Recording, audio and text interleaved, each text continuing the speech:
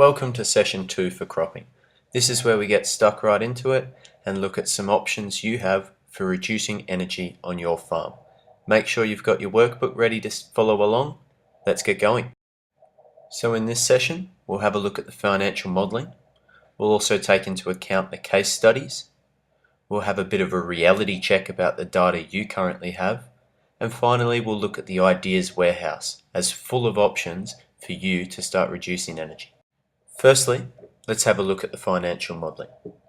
The University of Southern Queensland has developed two tools, a benchmarking graph and a MAC graph. Both use your energy use data to calculate the potential savings in dollars you could have on your farm. They're used as tools to help you prioritise and communicate practice changes or new energy efficiency options. So let's run through what the benchmarking graph involves. The benchmarking graph that has been developed evaluates your energy costs against a benchmark farm, in this case, the case study. It identifies the broad operational areas, for instance harvesting, where you could save the most money. It then focuses your energy efficiency investments to an operational level. The marginal abatement cost curve, or MAC, goes one step further and evaluates your energy costs against specific energy projects, for instance LPG injection. It looks at the marginal cost of abating 1 tonne of carbon dioxide in financial terms. Think of that as around 370 litres of diesel. This is a tool to help you further focus your energy efficiency investments to a project level. The USQ research looked at 2 case studies for specialist cropping. They're in your workbooks, so pause the video and take some time to read through those because they are the ones that have been used for the financial modelling examples. So for the purpose of the online workshop, what we've done is develop a model farm using the case study data to illustrate just how the financial modelling works. The model farm also illustrates the level of energy data that participants require to take part in the financial modelling. So here is the model farm data as collected in the case studies. This is what we call a level 2 level of data in the National Standards for Energy Auditing. It means you can break down your total energy usage for the farm into operational areas and attribute energy figures to those areas. So I want you to think about your own farm now and take the time to have a bit of a reality check. Do you have this level of data for your own farming operation? Could you attribute energy figures and costs to specific operations like harvesting or spraying in your own operation? This is the level of data that's needed to take part in the financial modelling and, more importantly, to start making really good investment decisions regarding energy efficiency on your property. If you don't have level 2 data, don't worry, we'll touch on that in session 3, simple approaches to monitoring. So, before we have a look at the financial modelling, quick quiz. Which car over the period of its life is environmentally less expensive from a life cycle analysis point of view? The Jeep Wrangler at the top, the Hummer on the left, the Mercedes Maybach on the bottom, or the Toyota Prius on the right? If you guessed the Jeep Wrangler, then you'd be right.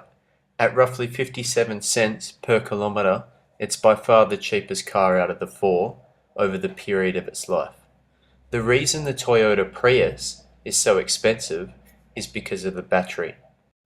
The energy that goes into producing and disposing of that battery is a significant cost.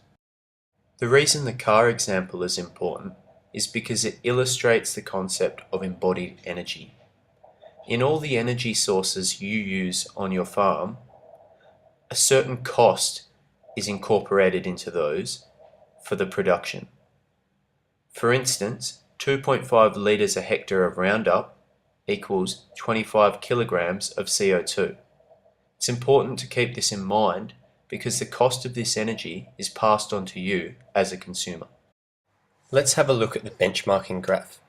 The benchmarking graph comes in both a table and a graph form. This is an example of the table form using the model farm data.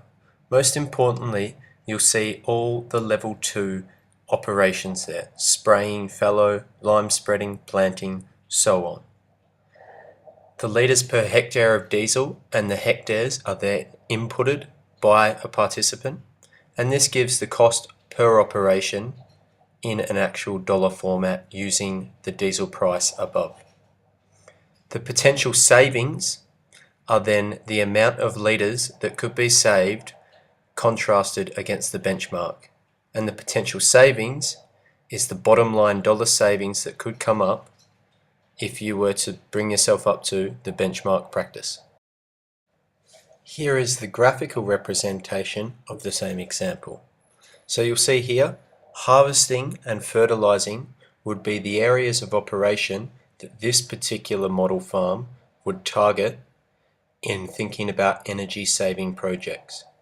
The benchmarking graph is a great way to use your level 2 data and get an idea of the different operations on your farm that use the most fuel and you could save most in. So remember this financial example from session 1? It's important that we reiterate this because the previous graph just showed the amount you could save in variable costs for different operations like harvesting or fertilizing. So if we take the same logic and apply it to the average farm data, you can see that a 3% decrease in variable costs results in a 35% increase in net profit. That's why we're focusing on energy efficiency and reducing costs in this project, because of the significant benefit it can have to your farm's profit margins. So the benchmarking graph was a tool to help you prioritize which operations on your farm are the best to target for reducing energy use. Let's take a look at the marginal abatement cost curve, or MAC graph now. So the MAC is a tool to help you prioritize which energy saving projects will best suit your farm. As you can see, the table is similar to the benchmarking table. The only difference is down the left hand side, rather than farming operations, it evaluates energy reduction projects.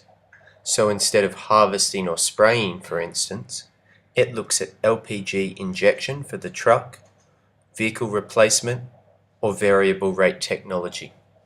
So the MAC graph represents the return on investment of those particular projects. So anything below the line is worth doing, as it will abate carbon and therefore save you money. What you're looking for here is the 1 or 2 energy saving projects below the line that will best suit your farm and save you the most money. You do this by looking at the savings figures on the graph and then thinking about which of those options would be most feasible given your individual situation. The specific projects that the MAC evaluates have all come from the Ideas Warehouse.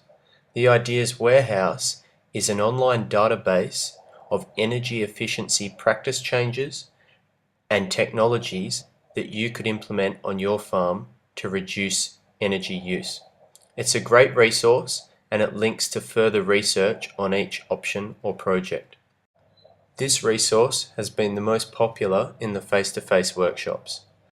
What we're going to do in a moment is have a workshop session looking through the Ideas Warehouse and picking out some of the projects that excite us the most and would be most suitable for our own farming situations. But first, let's summarize the key messages from Session 2, Options for Energy Efficiency in Agriculture. So the key messages from the financial modelling in Session 2 is that the benchmarking graph gives you an area of operation to focus on for energy management on your farm.